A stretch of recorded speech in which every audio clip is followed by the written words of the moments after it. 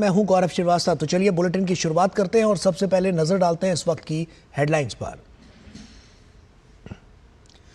गृह मंत्री अमित शाह ने कहा, सेना की वीरता से सबका मस्तक हुआ ऊंचा। जैश और लश्कर के मुख्यालय को जमींदोज करके लिया पहलगाम का बदला। आज पूरी दुनिया भारतीय सेना के शौर्य पर है आश्चर्यचकित।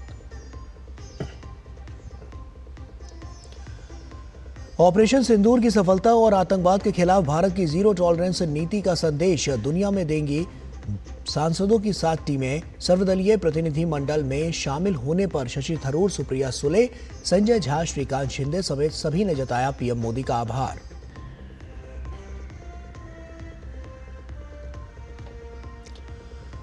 भारत ने बांग्लादेश से होने वाले आयात पर लगाया प्रतिबंध।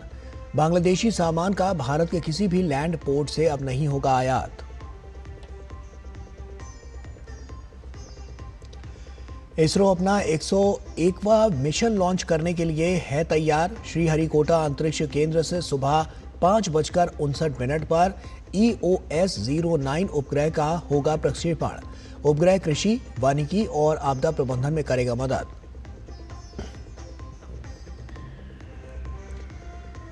और देश भर में जोश खरोश के साथ निकाली जा रही है तिरंगा यात्रा। ऑपरेशन सिंदूर के शौर्य, पराक्रम और सेना की सफलता का मनाया जा रहा है जश्न। नेताओं के साथ साथ बड़ी संख्या में जनता ले रही है हिस्सा। और आइए बुलेटिन की शुरुआत करते हैं। केंद्रीय गृह एवं सहकारिता मंत्री अमित शाह शनिवार से 2 दिन के गुजरात के दौरे पर हैं और इस दौरान उन्होंने गांधीनगर में विभिन्न कार्यक्रमों में हिस्सा लिया और 708 करोड़ रुपए की लागत के विभिन्न विकास कार्यों का उद्घाटन और शिलान्यास किया।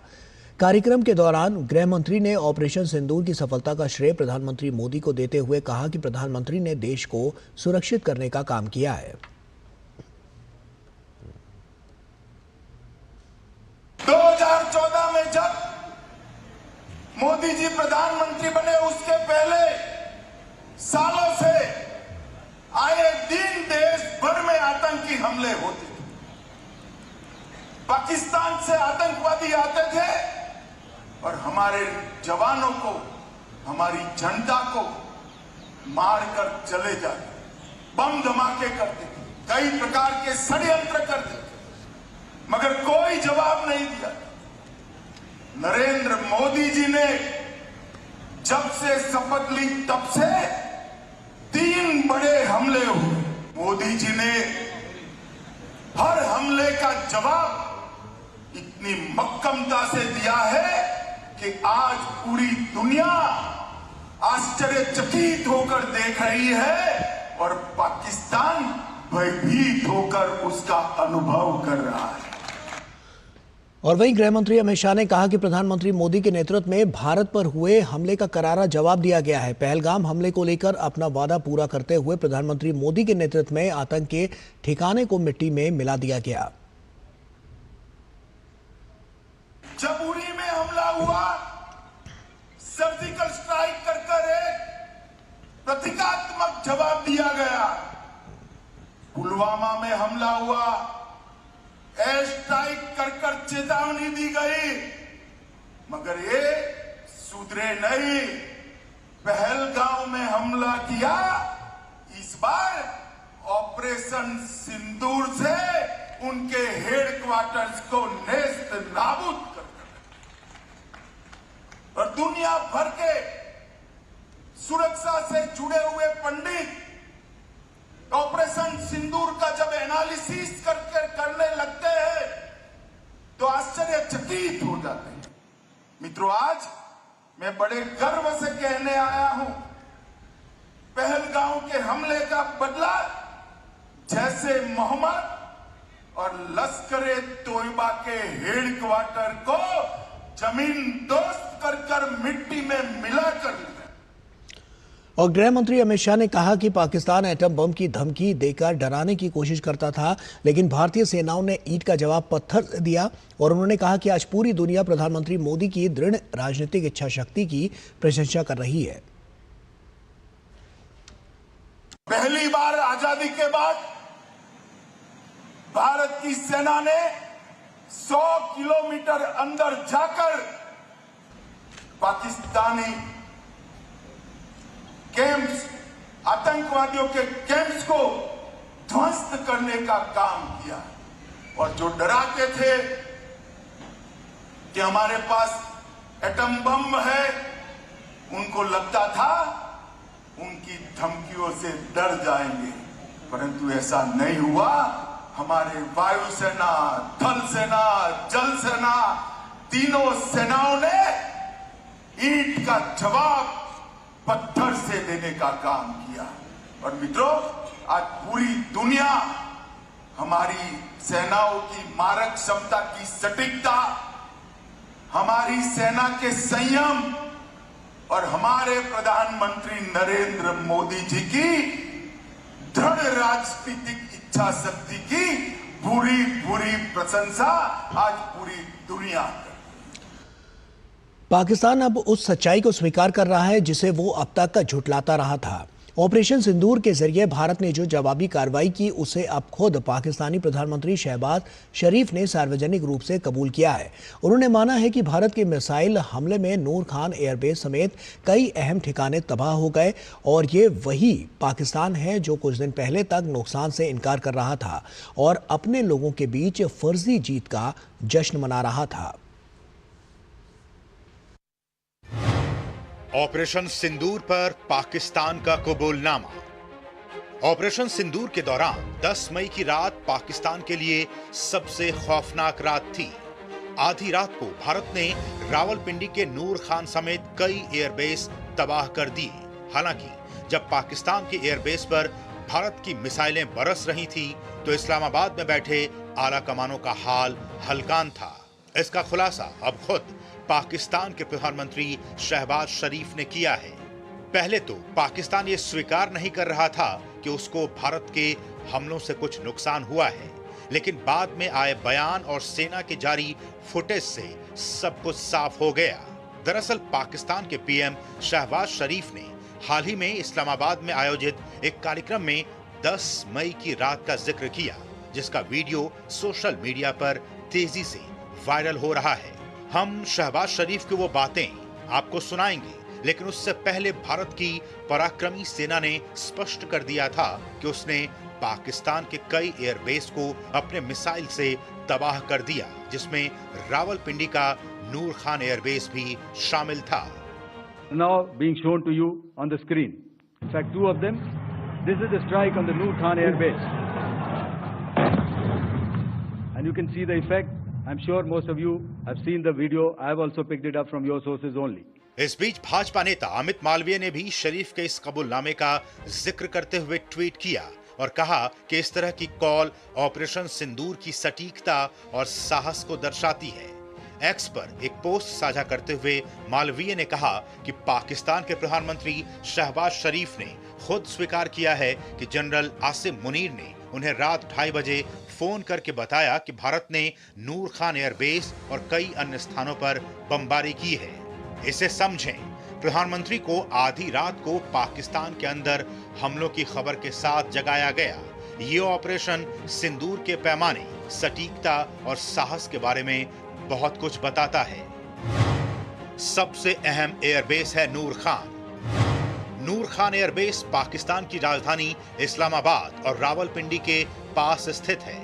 ये न केवल एक प्रमुख सैन्य एयरबेस है, बल्कि रणनीतिक लिहाज से देश के राजनीतिक और सैन्य केंद्र के सबसे करीब स्थित है। यहाँ हमले का मतलब था कि पाकिस्तान के सुरक्षा कवच को ध्वस्त कर दिया गया।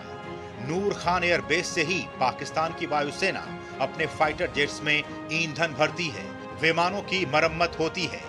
यहीं से पाकिस्तान के वीवीआईपी नेता विदेशी दौरे के दौरान विमान से रवाना होते हैं। भारत ने इसी एयरबेस पर इतना जोरदार हमला किया कि पाकिस्तान अंदर से हिल गया। अब तक हमलों के बाद उपलब्ध सभी सैटेलाइट तस्वीरों से ये बात जाहिर होती है कि भारतीय वायुसेना ने पूरी सटीकता के साथ हमला किया और किसी भी जगह पर कोई भी टारगेट चूकता हुआ नहीं दिखाई दिया। कई बार के इनकार के बाद अब आखिरकार पाक के पीएम शरीफ ने मान ही लिया कि भारत के मिसाइलों ने नूर खान बेस पर हमला किया। 9 और 10 की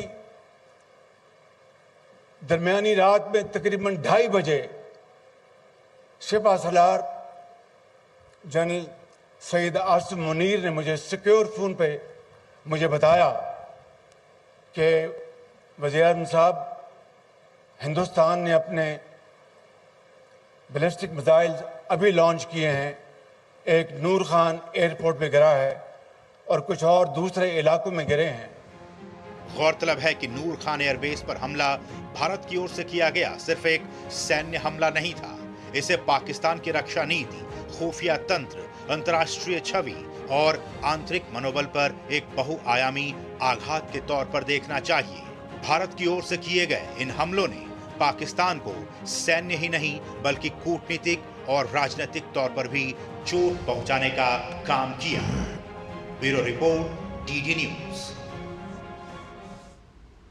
और जम्मू कश्मीर में हालात तेजी से सामान्य हो रहे हैं और इस बीच लगातार उन सीमावर्ती इलाकों के हालात का भी जायजा लिया जा रहा है जहां पाकिस्तान की गोलीबारी से आम लोगों को नुकसान पहुंचा है। उपराज्यपाल मनोज सिन्हा ने जहां सीमावर्ती क्षेत्रों का दौरा कर स्थिति की समीक्षा की, वहीं सीएम उमर अब्दुल्ला ने क्षेत्र में हुए नुकसान के आकलन के बाद मुआवजा पैकेज तैयार किया जाएगा, कहा है।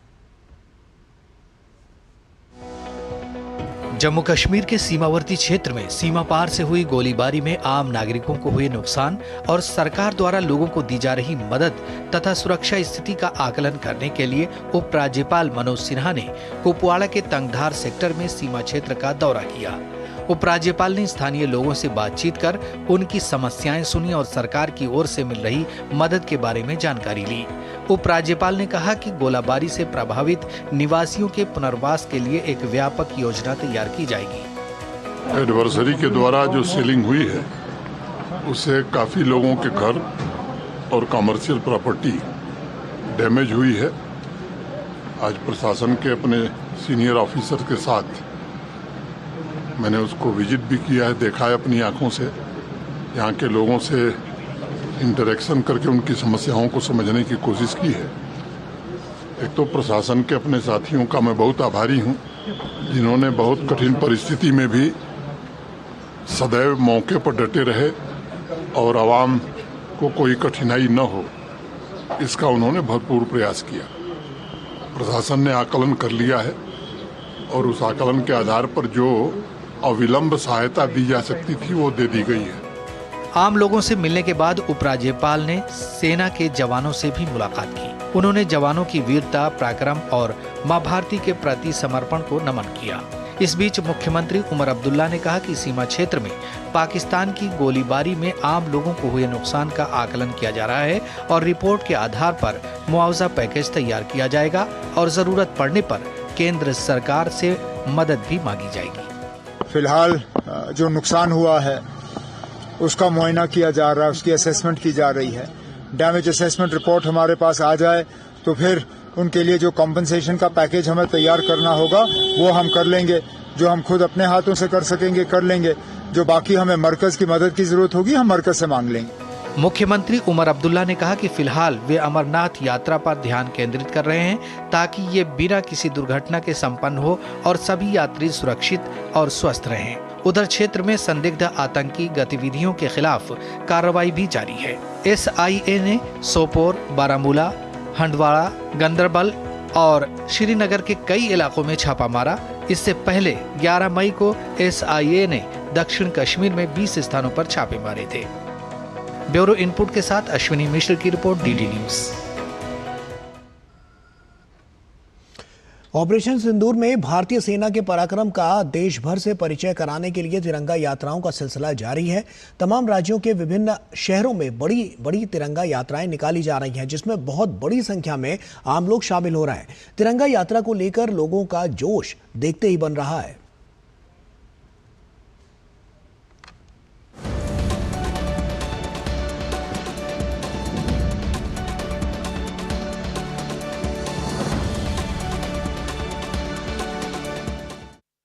पहलगाम में हुए आतंकी हमले के बाद आतंकवादियों, उनके ठिकानों और समर्थकों के खिलाफ ऑपरेशन सिंदूर में सेना के शौर्य, पराक्रम और सफलता का जश्न मनाने के लिए देश भर में तिरंगा यात्रा जारी है। देश के विभिन्न राज्यों में आयोजित तिरंगा यात्रा में उमड़ता जनसैलाब और जनता का उत्साह देखते ही बनता है। पहलगाम आतंकी हमले के जवाब में ऑपरेशन सिंदूर की सफलता का जश्न जम्मू कश्मीर में भी धूमधाम से मनाया जा रहा है। शनिवार को द्रास, डोडा, किश्तवाड़ सहित कई जगहों पर निकाली गई तिरंगा यात्रा में बड़ी संख्या में लोगों ने भाग लिया। वहीं उत्तर प्रदेश के बलरामपुर में भारतीय सेना के शौर्य, वीरता और सम्मान के लिए तिरंगा यात्रा का आयोजन किया गया। तिरंगा यात्रा में भाजपा अवध क्षेत्र के क्षेत्रीय अध्यक्ष कमलेश मिश्रा सहित जिले के सभी भाजपा विधायक सहित बड़ी संख्या में महिलाएं, व्यापारी और स्थानीय लोगों ने भाग लिया। जबकि चित्रकूट में निकाली गई तिरंगा यात्रा में बड़ी संख्या में विभिन्न सामाजिक संगठन, छात्र छात्राएं, एनसीसी कैडेट्स और पूर्व सैनिक भी मौजूद रहे। उत्तराखंड के हल्द्वानी स्थित मिनी स्टेडियम से शहीद पार्क तक तिरंगा यात्रा निकाली गई। इसमें मुख्यमंत्री पुष्कर सिंह धामी भी शामिल हुए। इसमें हजारों लोगों ने भाग लिया। इस बहादुरी के लिए, स्पष्ट नेतृत्व के लिए, दूरदर्शी नेतृत्व के लिए, मजबूत नेतृत्व के लिए जहां आदरणीय प्रधानमंत्री जी का धन्यवाद करते हैं, वहीं हम सेनाओं का जिन्होंने शौर्य, पराक्रम और साहस का परिचय दिया, उनका अभिनंदन करते हैं। उत्तराखंड के पिथौरागढ़ जिला मुख्यालय में निकाली गई तिरंगा यात्रा में केंद्रीय सड़क परिवहन राज्य मंत्री अजय टम्टा के साथ ही विभिन्न जन संगठनों, पूर्व सैनिकों और स्कूली बच्चों ने शिरकत की। हरियाणा के फतेहाबाद जिले में शनिवार को भाजपा और राष्ट्रीय नागरिक सुरक्षा मंच द्वारा निकाली गई तिरंगा यात्रा में हजारों लोग शामिल हुए, तो वहीं कुरुक्षेत्र में निकाली गई तिरंगा यात्रा में बड़ी संख्या में स्थानीय लोगों और भाजपा नेताओं के साथ प्रदेश के मुख्यमंत्री नायब सिंह सैनी भी शामिल हुए। इस दौरान मुख्यमंत्री नायब सिंह सैनी ने कहा कि सेना के जवानों के साथ पूरा देश खड़ा है। आदरणीय नरेंद्र मोदी जी के साथ पूरा देश है, भारत की सेना के साथ पूरा देश है। राजस्थान के कोटा में तिरंगा यात्रा का आयोजन हुआ। ये आयोजन राष्ट्रीय सुरक्षा हेतु नागरिक कार्यक्रम के तहत संपन्न हुआ, जिसमें जनप्रतिनिधियों सहित हजारों की संख्या में नागरिक, सामाजिक संस्थाएं, युवाओं और महिलाओं ने सहभागिता की।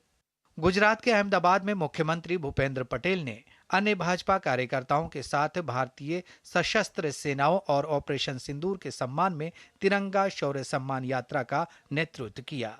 वहीं गुजरात के बनासकांठा और पंचमहल में आयोजित तिरंगा यात्रा में जनप्रतिनिधियों सहित हजारों की संख्या में नागरिक, सामाजिक संस्थाएं, युवा और महिलाओं ने सहभागिता की।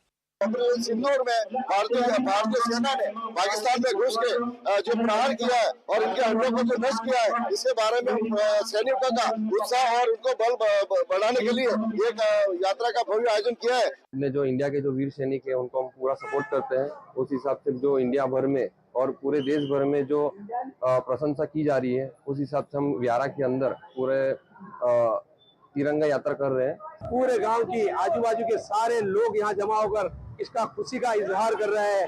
भारत माता की जय। हम 700 फुट लंबा तिरंगा लेके निकले हैं। सब यहाँ से आखिर तक पहुँचेंगे और हमें हमारे जवानों पे बहुत गर्व है। वहीं तेलंगाना के हैदराबाद में केंद्रीय मंत्री और राज्य भाजपा प्रमुख जी किशन रेड्डी ने भाजपा नेताओं और कार्यकर्ताओं के साथ सिटीजन्स फॉर नेशनल सिक्योरिटी के बैनर तले तिरंगा यात्रा निकाली। छत्तीसगढ़ के जशपुर में मुख्यमंत्री विष्णुदेव साय ने अन्य भाजपा कार्यकर्ताओं के साथ भारतीय सशस्त्र सेनाओं और ऑपरेशन सिंदूर के सम्मान में तिरंगा शौर्य सम्मान यात्रा का नेतृत्व किया। छत्तीसगढ़ के भिलाई में सुभाष चंद्र बोस की प्रतिमा से शुरू हुई तिरंगा यात्रा शहर के प्रमुख मार्गों से होती हुई शहीद कौशल यादव स्मारक पर संपन्न हुई। युवाओं, महिलाओं, बच्चों और बुजुर्गों की भागीदारी ने इस यात्रा को जन आंदोलन में बदल दिया। सेना के सम्मान में तिरंगा यात्रा निकाली गई है। मैं अपने वीर जवानों को सलाम करता हूँ। पूरे विश्व में भारतीय जो जवान है उन्होंने अपना जो झंडा बुलंद किया है, उसके सम्मान में पूरे दुर्ग के युवा, युवतियाँ, पूरे जनता आज मैदान में उतरे हैं। हमारे लिए गर्व का समय है कि तिरंगा यात्रा निकाल के हम अपनी भारतीय सेना का सम्मान कर रहे हैं। भारतीय सेना ने हमारे भारत देश का सिर ऊंचा किया है और हमें नाज है कि हम भारतीय हैं। भारतीय सेना जिंदाबाद। सैनिकों के सम्मान और ऑपरेशन सिंदूर की जीत का जश्न मनाने के लिए पंजाब के अमृतसर में तिरंगा यात्रा का आयोजन किया गया। इस तिरंगा यात्रा में बड़ी संख्या में लोगों ने हिस्सा लिया। महाराष्ट्र के कोल्हापुर में भी तिरंगा यात्रा निकाली गई। सांसद धनंजय महादिक के नेतृत्व में जुलूस दशहरा चौक से शुरू होकर छत्रपति शिवाजी चौक पर समाप्त हुआ। इसी तरह पालघर शहर में भी भारतीय सेना के शौर्य को नमन करने के लिए तिरंगा यात्रा निकाली गई। पालघर की सड़कें देशभक्ति के नारों से गूंज उठी। अरुणाचल प्रदेश के दोईमुख में ऑपरेशन सिंदूर की सफलता के बाद नागरिकों द्वारा तिरंगा यात्रा का आयोजन किया गया। यात्रा का उद्देश्य भारतीय सशस्त्र बलों के साथ एकजुटता व्यक्त करना था और प्रधानमंत्री नरेंद्र मोदी के नेतृत्व की सराहना करनी थी। Bureau report, DD news.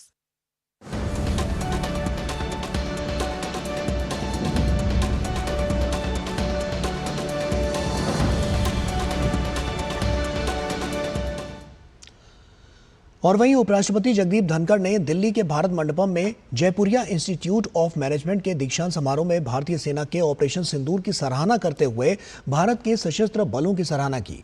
उन्होंने कहा कि ऑपरेशन सिंदूर की उल्लेखनीय सफलता के लिए सभी सशस्त्र बलों और प्रधानमंत्री नरेंद्र मोदी के दूरदर्शी नेतृत्व को सलाम करता हूं।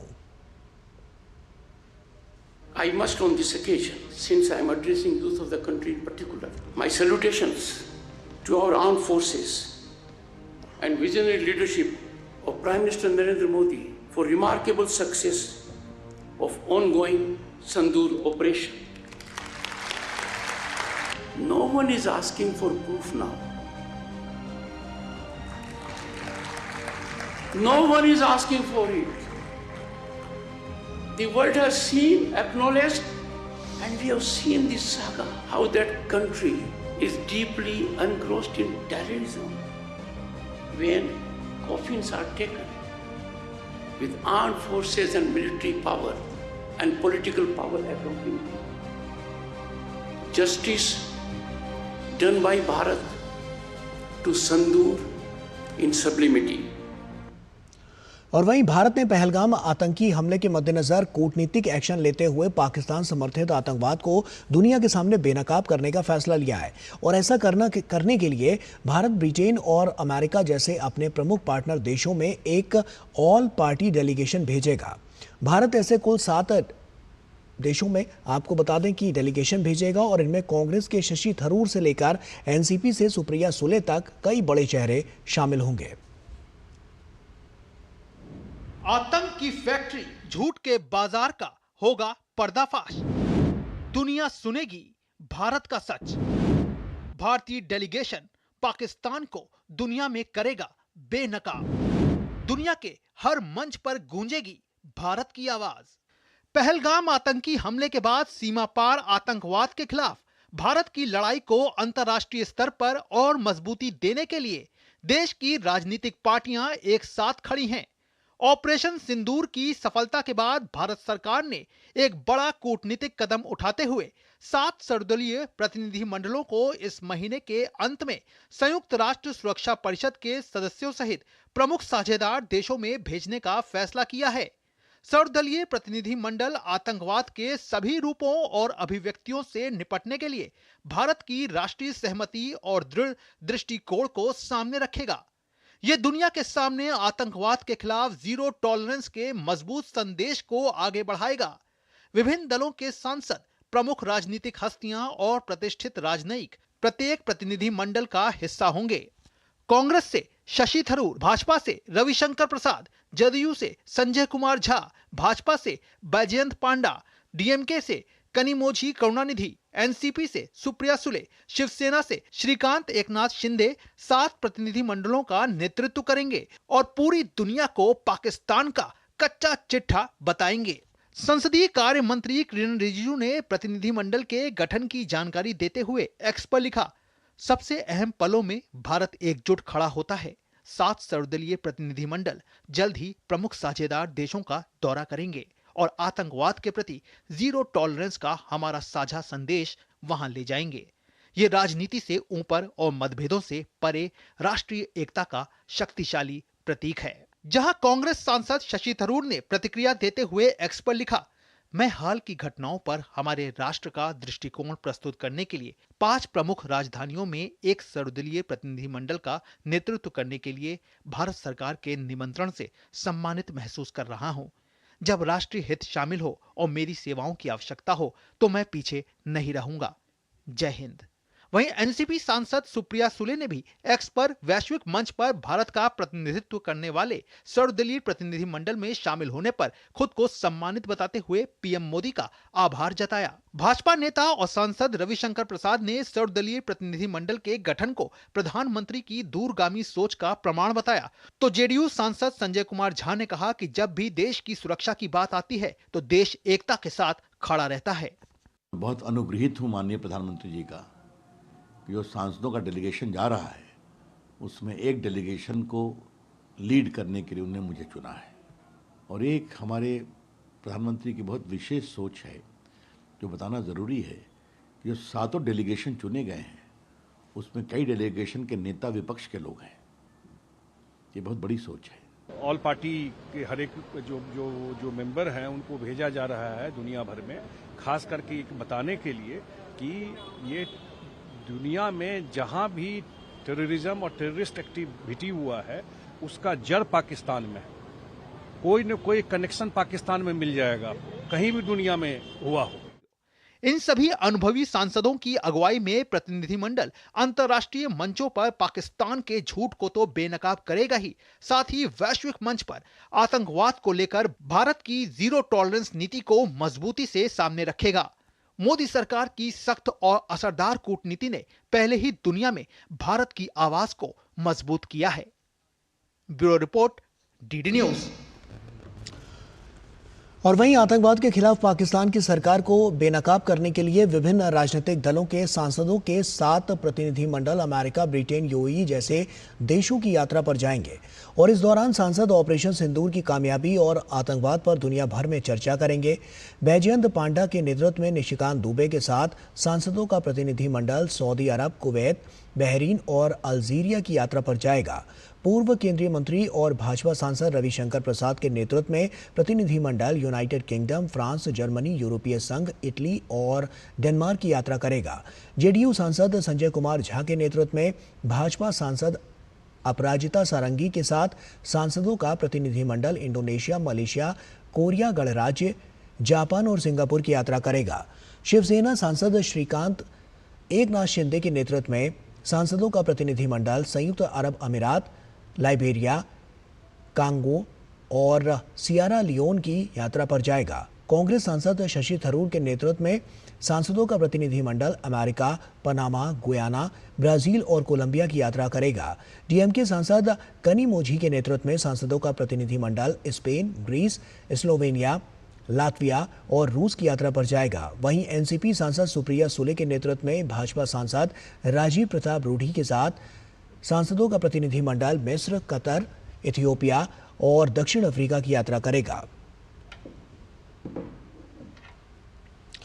असम, मेघालय और त्रिपुरा में किसी भी इंटीग्रेटेड चेकपोस्ट या लैंड कस्टम स्टेशन से बांग्लादेशी वस्तुओं की आवाजाही पर पूरी तरह से प्रतिबंध लगा दिया गया है। अब केवल मुंबई के नाहवा, शेवा और कोलकाता सी पोर्ट के जरिए ही आयात हो सकेगा और इसके साथ ही सी पोर्ट पर बांग्लादेश से आयातित वस्तुओं को जांच प्रक्रिया से गुजरना होगा। भारत सरकार ने यह फैसला आत्मनिर्भर भारत अभियान को बढ़ावा देने के लिए किया है और इस फैसले के बाद बांग्लादेश से आने वाली वस्तुओं को पूर्वोत्तर भारत में बाजार नहीं मिल पाएगा। बांग्लादेश से आने वाले readymade garments, processed food, furniture और प्लास्टिक वस्तुओं पर प्रतिबंध लगाया गया है। पूर्वोत्तर राज्यों में घरेलू उत्पाद को बढ़ावा देने के लिए केंद्र सरकार ने यह फैसला लिया है और ये प्रतिबंध मत्स्य, एलपीजी, खाद्य तेल और क्रस्ड स्टोन पर लागू नहीं है और इस बाबत वाणिज्य मंत्रालय के डीजीएफटी ने नोटिफिकेशन जारी किया है। हाल ही में चीन में एक भाषण के दौरान बांग्लादेश के मुख्य सलाहकार मोहम्मद यूनिस ने भारत के पूर्वोत्तर राज्यों को ऐसा क्षेत्र बताया था जिसकी समुद्र तक कोई पहुंच नहीं है और इसके बाद कूटनीतिक तनाव पैदा हो गया। भारत ने पहले भी बिना किसी अनावश्यक प्रतिबंध के सभी स्थल, व्यापार केंद्रों और बंदरगाहों के जरिए बांग्लादेशी वस्तुओं के निर्यात की अनुमति दी थी। हालांकि मामले से परिचित लोगों ने बताया कि बांग्लादेश ने पूर्वोत्तर क्षेत्र की सीमा से लगे भूमि सीमा शुल्क स्टेशनों और एकीकृत जांच चौकियों पर भारतीय निर्यात पर बंदरगाह प्रतिबंध लगाना जारी रखा है।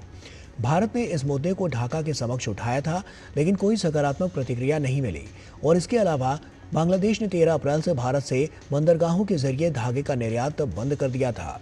उन्होंने बताया कि भारतीय निर्यात को प्रवेश पर कठोर निरीक्षण से गुजरना पड़ता है और मौजूदा प्रतिबंधों के अतिरिक्त 15 अप्रैल से हिली और बेनापोल आईसीपी के माध्यम से भारतीय चावल के निर्यात की अनुमति नहीं है। बांग्लादेश की ओर से लगाए गए अनुचित रूप से उच्च और आर्थिक रूप से अव्यवहारिक शुल्क के कारण पूर्वोत्तर राज्यों में औद्योगिक विकास प्रभावित हुआ है। छत्तीसगढ़ के दुर्ग पुलिस की स्पेशल टास्क फोर्स ने एक बार फिर बांग्लादेशी घुसपैठियों के खिलाफ कड़ी कार्रवाई की है और इस बार सुपेला क्षेत्र में लंबे समय से रह रहे एक बांग्लादेशी दंपति शाहिदा खातून और मोहम्मद रसेल को गिरफ्तार किया गया है।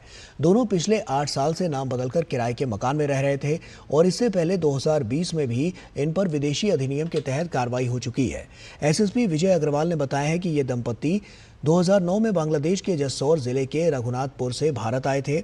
जांच में सामने आया है कि शाहिदा का वीज़ा 13 सितंबर 2018 और रासेल का वीज़ा 12 अप्रैल 2020 को समाप्त हो चुका था और इसके बावजूद दोनों भारत में अवैध रूप से रह रहे थे।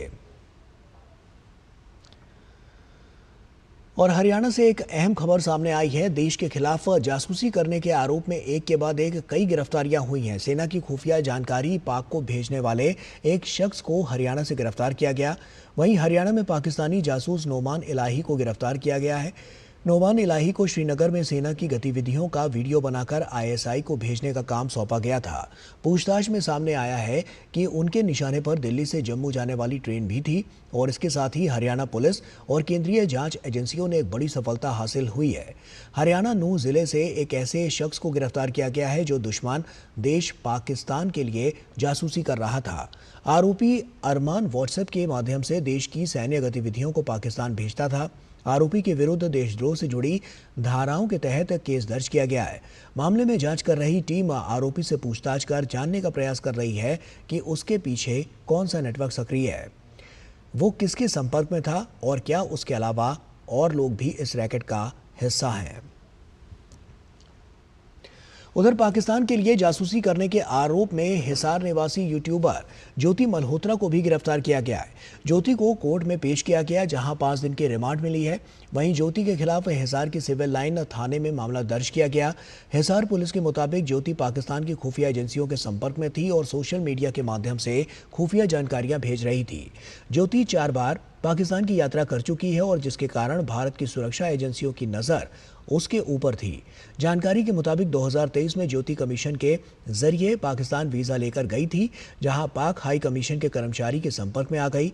ज्योति ने पाकिस्तानी खुफिया एजेंटों से संपर्क बनाए रखे और संवेदनशील जानकारियां साझा की। आरोप है कि ज्योति ने भारतीय जगहों से संबंधित संवेदनशील जानकारी शेयर की है। दिल्ली के पहाड़गंज इलाके के नवी करीम में एक निर्माणाधीन इमारत के गिरने से 3 लोगों की मौत हो गई, जबकि कई लोग मलबे में फंस गए। दरअसल एक निर्माणाधीन इमारत के बेसमेंट का काम चल रहा था और इसी दौरान दीवार गिर गई, जिससे अफरा तफरी मच गई और इस घटना के बाद रेस्क्यू ऑपरेशन के लिए एनडीआरएफ की टीम बुलाई गई। वहीं प्रशासन और राहत टीम घटनास्थल पर पहुंचकर मलबा हटाने का काम तेजी से किया गया। अधिकारियों ने इमारत ढहने के कारण की जांच शुरू कर दी है। शुरुआती जांच में बताया गया था कि इमारत की कमजोर नींव के चलते यह हादसा हुआ। दिल्ली में पूर्व मुख्यमंत्री अरविंद केजरीवाल की अगुवाई वाली आम आदमी पार्टी को शनिवार को तगड़ा झटका लगा। 15 पार्षदों ने पार्टी से इस्तीफा दे दिया और यही नहीं, सभी पार्षदों ने इस्तीफा देने के बाद नई पार्टी का ऐलान भी कर दिया। बागी गुट के नेताओं ने इंद्रप्रस्थ विकास पार्टी बनाई है। दिल्ली में आम आदमी पार्टी को झटका। आपके 15 पार्षदों ने दिया इस्तीफा। कभी कट्टर ईमानदारी और नई तरह की राजनीति का दम भरकर राजनीति में आई आम आदमी पार्टी दिन प्रतिदिन बिखरती जा रही है। आम आदमी पार्टी को उस वक्त करारा झटका लगा जब पार्टी के 15 निगम पार्षदों ने सामूहिक रूप से पार्टी से इस्तीफा दे दिया और साथ ही थर्ड फ्रंट बनाने का ऐलान कर दिया। मुकेश गोयल के नेतृत्व में नई पार्टी इंद्रप्रस्थ विकास पार्टी बनाने का फैसला कर लिया। इनमें हेमचंद गोयल, दिनेश भारद्वाज, हिमानी जैन, उषा शर्मा, साहिब कुमार, राखी कुमार, अशोक पांडे, राजेश कुमार, अनिल राणा, देवेंद्र कुमार, हिमानी जैन शामिल हैं। इनका कहना है कि 2022 में दिल्ली नगर निगम में सत्ता में आने के बावजूद पार्टी का शीर्ष नेतृत्व दिल्ली नगर निगम को सुचारू रूप से चलाने में असमर्थ रहा। शीर्ष नेतृत्व का निगम पार्षदों से आपस में समन्वय न के बराबर रहा। जनता से किए गए वादे को पूरा न कर पाने की वजह से पार्टी की प्राथमिक सदस्यता से इस्तीफा दे दिया। लगभग 15 पार्षदों ने आज आम आदमी पार्टी की सदस्यता त्यागपत्र दिया, इस्तीफा दिया और एक नया दल इंद्रप्रस्थ विकास पार्टी बनाई है, जिसके अंदर पिछले 2.5 वर्षों से जो हम सत्ता में थे, हम दिल्ली की जनता से हमें कहने में कोई संकोच नहीं है, हम उनका काम नहीं करवा पाए। 2.5 साल लड़ाई झगड़े में बीतता रहा। सदन की कोई बैठक सुचारू रूप से नहीं चली। सदन की बैठक चलती थी, 2 मिनट में हंगामा होता था, मारपिटाई होती थी और एजेंडा पास करके भेज दिया जाता था। हम लोगों ने आम आदमी पार्टी से आज इस्तीफा दे दिया है। कारण ये है कि पिछले 2.5 सालों में आप लोगों ने देखा है कि निगम में जो काम होने चाहिए थे वो नहीं हुए थे।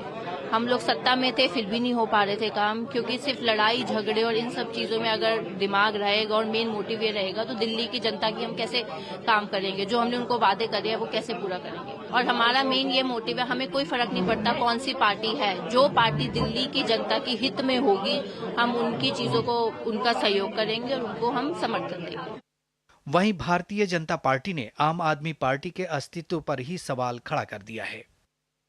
जब से आम आदमी पार्टी दिल्ली में हारी है तब से वह गायब है, उनकी लीडरशिप पूरी दिल्ली से गायब है। उनके पार्षद तंग हैं, ये दिख रहा है।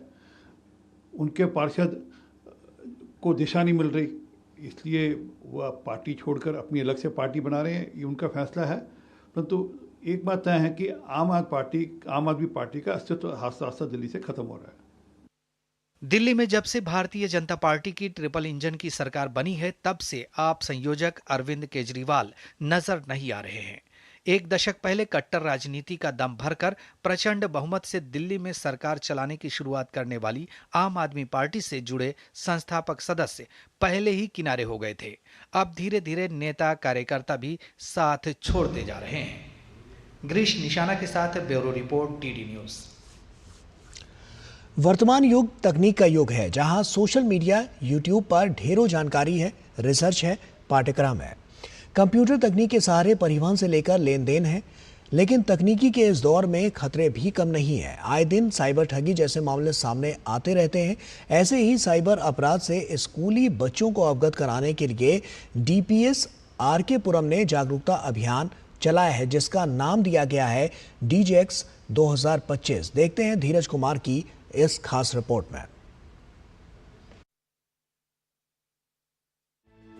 सैद्धांतिक कंप्यूटर विज्ञान के जनक एलन ट्यूरिंग और father of computer Charles Babbage को इतना पता नहीं होगा कि साइबर अपराध के ऐसे भी नतीजे होंगे। इंटरनेट के उपयोग के बाद सिस्टम, नेटवर्क और डेटा भी चुरा लिए जाएंगे। इतना ही नहीं, इसका हमला सीधे मानव के मस्तिष्क पर होगा। इसकी नजर मानव मस्तिष्क से लेकर बैंक खाते पर होगी। मसलन विज्ञान ने तकनीक देकर कई चुनौतियां भी दे डाली। इन खतरों से सतर्क रहने के लिए DPS RK पुरम ने DJX 2025 का आयोजन किया। मतलब सतर्क रहें, साइबर दुनिया को समझें। इंटरनेट आया, इंटरनेट के आते ही साइबर सिक्योरिटी का सवाल उठ गया, क्योंकि ये आक्रमण फिजिकल नहीं है तो इसको रोकना भी बहुत मुश्किल है। ये सीधा सीधा अटैक जो है वो ब्रेन पर है और ब्रेन की पावर्स के ऊपर है। तो ओवर ए प्रोसेस अगर हम बात करें साइबर सिक्योरिटी की, तो इसकी इतनी आवश्यकता है आज के समय में। अब ये जनरल पब्लिक के ऊपर एक अटैक बन गया है, बिकॉज अगर मान लीजिए छोटे बच्चे इससे अगर जल्दी एक्सपोज हो गए तो ब्रेन में वो क्या सोच रहे हैं और उसके बेस पर दूसरा उसको क्या समझ रहा है, ये कहना बहुत मुश्किल है। हर साल की भांति इस साल भी DPS RK पुरम ने बच्चों की क्रिएटिविटी के लिए प्रतियोगिताएं आयोजित की। इस बार साइबर अपराध से लड़ाई के अलावा फोटोग्राफी को भी बच्चों के लिए प्रतियोगिता का हिस्सा बनाया गया। इस इवेंट के थ्रू बच्चे सीखेंगे, वो ये सीखेंगे कि साइबर वर्ल्ड के अंदर बच्चा कैसे जा सकता है और क्या क्या चीज़ों का ध्यान रखना चाहिए जब वो लोग ऑनलाइन होते हैं। And at the same time यही चीज़ें जो आज सीख कर जाएंगे वो अपने स्कूल में जाकर अपने पेरेंट्स के साथ डिस्कस करेंगे, अपने पीयर मेंबर्स के साथ डिस्कस करेंगे and at the same time वो अपनी कम्युनिटी में फैलाएंगे। दिल्ली NCR के अलावा दूसरे राज्यों से आए 54 स्कूल के बच्चे साइबर सुरक्षा कार्यक्रम का हिस्सा बने, पुरस्कृत भी हुए। साथ ही साइबर ठगी से बचने के तरीकों को भी जाना। साइबर सिक्योरिटी की अपनी चुनौतियां हैं, साइबर सिक्योरिटी के अपने खतरे हैं। इन चुनौतियों से बच्चे को कैसे बचाया जाए, उसकी एक कवायद DPS RK पुरम की तरफ से हुई है, ताकि बच्चे इन खतरों को समझ सकें और इन चुनौतियों से कैसे बचा जाए उसके लिए जानकारी भी जुटा पाएँ। कैमरामैन उत्तम सिंह के साथ धीरज कुमार, DD न्यूज़, दिल्ली। और वहीं इंडियन स्पेस एजेंसी यानी कि इसरो अंतरिक्ष में भारत की एक और मजबूत उपस्थिति दर्ज कराने जा रही है। इसरो अपना 101वां मिशन लॉन्च करने जा रहा है। PSLV रॉकेट के माध्यम से अर्थ ऑब्जर्वेशन सैटेलाइट के लॉन्च की उल्टी गिनती शुरू हो गई है। PSLV C61 का प्रक्षेपण 18 मई को श्रीहरिकोटा स्थित अंतरिक्ष केंद्र के प्रथम लॉन्च पैड से सुबह 5:59 पर निर्धारित है। वहीं इसरो का ये 101वां मिशन है। PSLV C61 polar satellite launch vehicle की 63वीं उड़ान है। PSLV अपने मिशन में पृथ्वी अवलोकन उपग्रह EOS-09 को ले जाएगा, जो सभी मौसम परिस्थितियों में पृथ्वी की सतह की उच्च गुणवत्ता वाली तस्वीरें लेने में सक्षम होगा। सैटेलाइट द्वारा 24 घंटे खींची जाने वाली तस्वीरें कृषि, वानिकी निगरानी, आपदा प्रबंधन, शहरी नियोजन और राष्ट्रीय सुरक्षा के लिए महत्वपूर्ण होंगी। लगभग 1696.24 किलोग्राम वजन वाला EOS-09 उपग्रह पृथ्वी अवलोकन उपग्रहों के समूह में शामिल होगा। और वहीं अर्थ ऑब्जर्वेशन सैटेलाइट EOS-09 की खासियतों पर आइए एक नज़र डालते हैं। आपको बता दें कि PSLV C61 इसरो का 101वां मिशन है और PSLV का 63वां मिशन है। इसके अलावा PSLV C61 के माध्यम से अर्थ ऑब्जर्वेशन सैटेलाइट EOS-09 का प्रक्षेपण किया जाएगा। EOS-09 सैटेलाइट का वजन लगभग 1696 किलोग्राम है और ये सैटेलाइट पृथ्वी की हाई रेजोल्यूशन छवियां कैप्चर करेगा। साथ ही EOS-09 सभी मौसम स्थितियों में पृथ्वी की सतह से तस्वीरें लेने में सक्षम होगा। कृषि, वन निगरानी, आपदा प्रबंधन, शहरी नियोजन व राष्ट्रीय सुरक्षा में इसका इस्तेमाल होगा। EOS-09 रिमोट सेंसिंग डेटा प्रदान करेगा और इस सैटेलाइट की मिशन अवधि 5 वर्ष होगी। सैटेलाइट को उसकी प्रभावी मिशन अवधि के बाद कक्षा से बाहर निकालने के लिए पर्याप्त मात्रा में ईंधन आरक्षित कर लिया गया है, ताकि इसे 2 वर्षों के भीतर कक्षा में नीचे उतारा जा सके, जिससे मलबा मुक्त मिशन सुनिश्चित हो सके।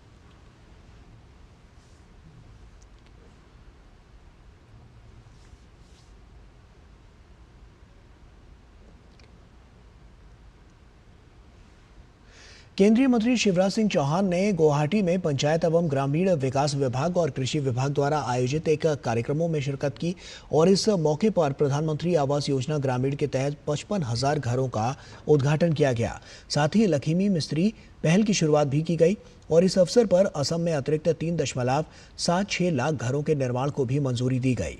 शिवराज सिंह चौहान ने असम के मुख्यमंत्री द्वारा राज्य के विकास के लिए उठाए गए प्रयासों की जमकर तारीफ की। जनता की सेवा के लिए सरकार चलाते हैं। जनता की सेवा हमारे लिए भगवान की पूजा के बराबर है, इसलिए सरकार चला रहे हैं। प्रधानमंत्री जी के नेतृत्व में एक अभियान चल रहा है, एक वैभवशाली भारत, एक गौरवशाली भारत, एक संपन्न भारत, एक समृद्ध भारत और एक शक्तिशाली भारत, विकसित भारत के निर्माण का। और भारत अब कितना शक्तिशाली है ये पिछले दिनों बता दिया है। हम किसी को छेड़ते नहीं हैं, लेकिन अगर कोई हमें छेड़े तो उसे हम छोड़ते नहीं हैं। ये आज का भारत है। केंद्रीय पशुपालन एवं डेयरी मंत्री राजीव रंजन सिंह ने अगरतला के बामुतिया में दूध प्रसंस्करण इकाई का उद्घाटन किया और इस इकाई की क्षमता 40,000 लीटर है, जिसमें 30,000 लीटर दूध को संरक्षित किया जाएगा और शेष 10,000 लीटर दही और छाछ के रूप में प्राप्त होगा। इस मौके पर राजीव रंजन सिंह ने कहा है कि भारत में हर साल दूध उत्पादन में 6% की वृद्धि हो रही है। उन्होंने कहा कि प्रधानमंत्री मोदी की पहल से देश दूध उत्पादन में दुनिया में प्रथम स्थान की ओर बढ़ रहा है। वामपंथी नैरेटिव को उजागर करने वाली किताब वामपंथी दीमक का विमोचन शनिवार को दिल्ली में हुआ। हिंदी और अंग्रेजी में लिखी इस किताब के लेखक अभिजीत जोग हैं, जिन्होंने 2 वर्षों की रिसर्च के बाद इस किताब को लिखा है। भाजपा नेता सुनील देवधर ने इस अवसर पर कहा कि वर्तमान में पश्चिम बंगाल में जो मॉडल वामपंथियों ने अपनाया, वही मॉडल ममता बनर्जी अपना रही हैं। वहीं भाजपा नेता सुधांशु त्रिवेदी ने कहा है कि भारत में वामपंथ शासित राज्यों का इतिहास रक्त रंजित रहा है, इसीलिए लेफ्ट लिबरल कहना विरोधाभास है। सुधांशु त्रिवेदी ने वामपंथ पर भारतीय इतिहास का गलत दर्शन प्रस्तुत करने का भी आरोप लगाया।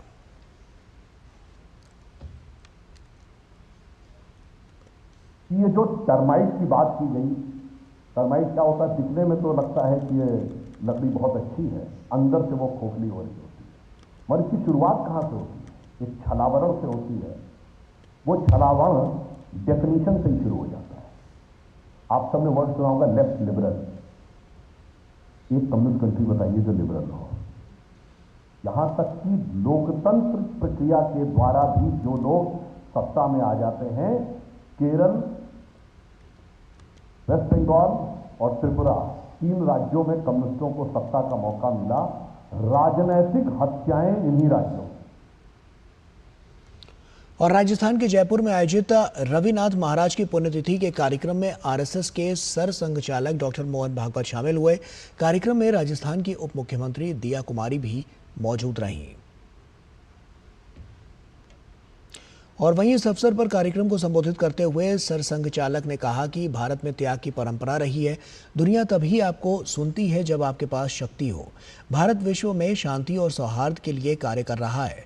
सरसंघ चालक ने पाकिस्तान पर हालिया कार्रवाई की चर्चा करते हुए कहा कि भारत किसी से द्वेष नहीं रखता, लेकिन विश्व प्रेम और मंगल की भाषा भी तभी सुनता है जब आपके पास शक्ति हो।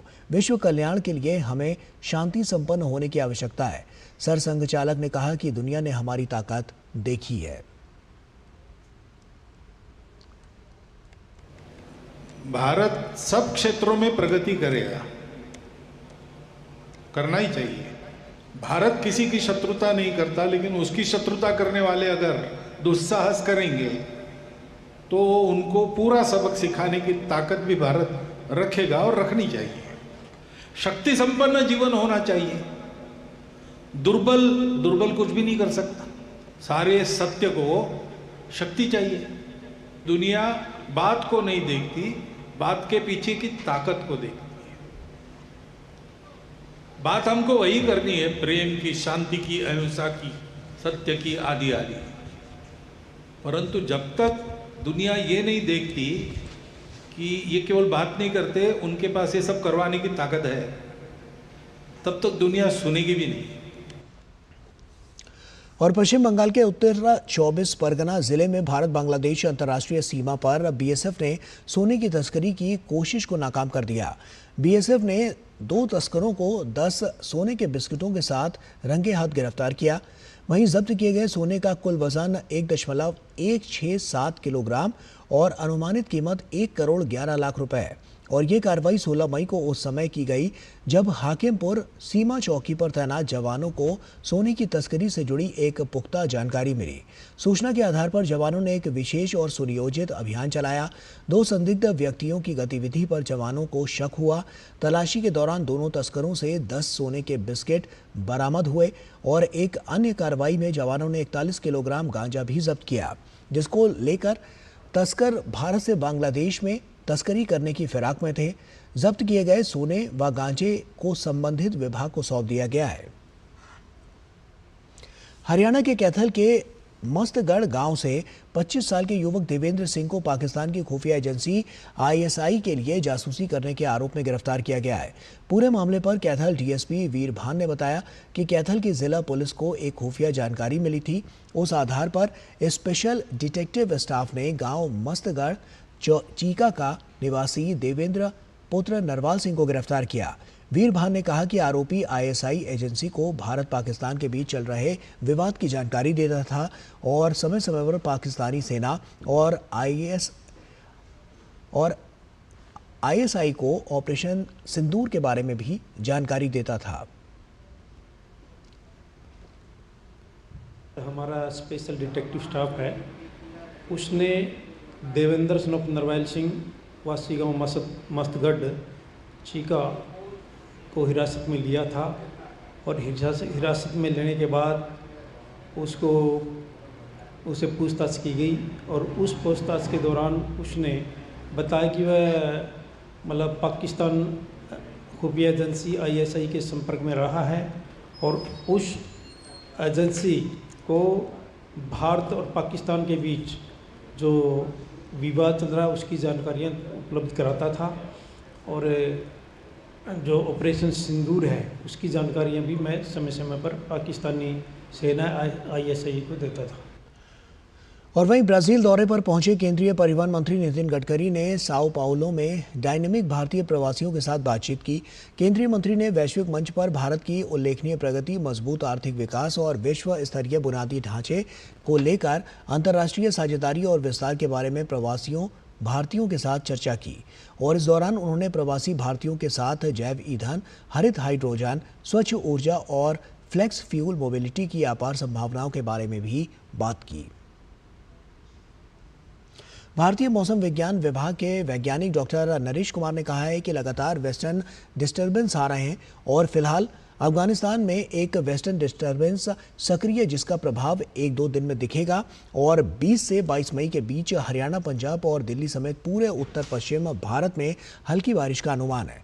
और इसके अलावा दक्षिण भारत और पूर्वोत्तर के कई राज्यों में अगले कुछ दिनों तक भारी से बहुत भारी बारिश का अनुमान है।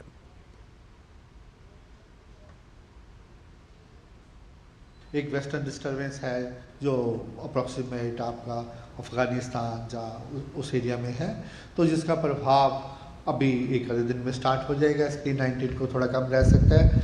उसके बाद 20 के बाद 20, 21, 22 कहीं ना कहीं हल्का फुल्का रेनफॉल एक्टिविटी फिर रहने का अनुमान है। NCR दिल्ली की नहीं, ऑलमोस्ट जितना भी नॉर्थ वेस्ट इंडिया वहाँ में एक्टिविटी रहेगा। आने वाले 5 से 7 दिन हैवी रेनफॉल एक्टिविटी रहेगा, स्पेसिफिकली केरला, कोस्टल कर्नाटका और कोंकण गोवा के लिए।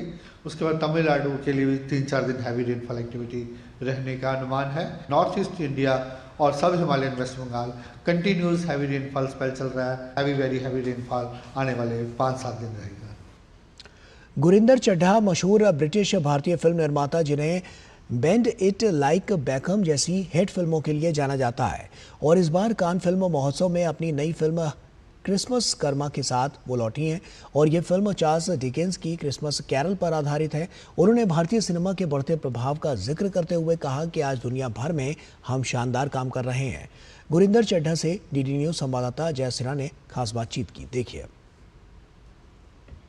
एक ऐसी फिल्म मेकर जिन्होंने भारतीय सिनेमा को वैश्विक मंच पर एक अलग ही पहचान दी, one of the most iconic directors of all time मेरे साथ हैं इस वक्त गुरिंदर चड्ढा। बहुत बहुत स्वागत है आपका DD न्यूज में। सबसे पहले जानना चाहेंगे, कान आप बहुत खास मकसद के साथ आई हैं, आपकी बहुत ही खूबसूरत फिल्म यहाँ पर स्क्रीनिंग की जा रही है, अपनी फिल्म के बारे में थोड़ा बताइए। फिल्म जी मैंने बनाई है, उसका नाम है क्रिसमस कर्मा। क्रिसमस मूवी है based on Charles Dickens a Christmas carol. London में सेट है और अफ्रीका में। जो भी पिक्चर मैं बनाती हूँ थोड़ा सा मिक्स होता है, इंडियन कल्चर भी होता है, वेस्टर्न कल्चर भी होता है। सो ये पिक्चर हमारी म्यूजिकल है। मुझको विश्वास है कि अब हमारे लोग, अपने इंडियन लोग उसको पहचान सकेंगे, इसकी मैसेज, बिकॉज मैसेज है गुरु नानक देव जी का मैसेज। बैकहम को भारत में लोकप्रिय करने वाली गुरिंदर चड्ढा ही है। थोड़ा श्रेय फुटबॉल को भी जाता है लेकिन बाकी आपको जाता है। उसने बोला था वो भारत गए, इंडिया गए, तो जिधर भी वो जाते थे सब बोलते थे ओ बेटे लाइक बैकहम। वो हैरान था, उसके बोला इतनी मशहूर है ये पिक्चर यहाँ। मैं कहा हाँ, आप कुछ भी नहीं हो, पिक्चर हमारी मशहूर है। आजकल हम को प्रोडक्शंस की बात करें, कोलैबोरेशंस की बात करें, लेकिन आप वो शायद शुरुआती ऐसी फिल्मकार थी जिन्होंने कोलैबोरेट किया और भारत और यूके की जो इतनी कहानियों को एक साथ एक मंच पर लेकर आए। इंडिया का सबसे बड़ा सिनेमा इंडस्ट्री है। India has pioneered, you know, masala movies, Satyajit Ray movies, movies from the south. You know, India में इतनी regional cinema भी है. So number 1 है industry. So अभी अच्छी बात है, West चाहता है को प्रोडक्शन करन। So मैं 30 साल से कर रही हूँ अकेले। So मुझको बहुत अच्छा लगता है कि अभी को प्रोडक्शन हो रहे हैं। BFI ने इंडिया के साथ को प्रोडक्शन एग्रीमेंट की है। So मुझको ये है जे एक और कहानियाँ सब दुनिया को देखनी चाहिए इंडिया की कहानी, बिकॉज इस वक्त में अभी जो कुछ स्पिरिचुअलिटी है इंडिया की, जो कुछ एंशिएंट कल्चर है, जो कुछ ज्ञान है इंडिया का, वो सबको देखना चाहिए दुनिया में, हमारे बच्चों के लिए और आगे जनरेशंस के लिए। कोई ऐसी कमाल की फिल्म एक बार फिर भारतीय एक्टर्स के साथ, कोई मसाला ट्रूली भारतीय फिल्म बॉलीवुड स्टाइल आप बनाने का प्लान है? इंडिया में इतने अच्छे डायरेक्टर्स है, इतने अच्छे राइटर्स है, सब कुछ है, तो वो इतने अच्छे पिक्चर बनाते हैं। मैं वो स्टाइल में नहीं कर सकती हूँ, मैं मेरा स्टाइल कर सकती हूँ। हाँ जी, बहुत बहुत शुक्रिया हमसे बात करने के लिए। कैमरा पर्सन सुमित के साथ जया सिन्हा, डीडी न्यूज के लिए कान से। और इसी के साथ फिलहाल इस बुलेटिन में इतना ही। दीजिए इजाजत, नमस्कार।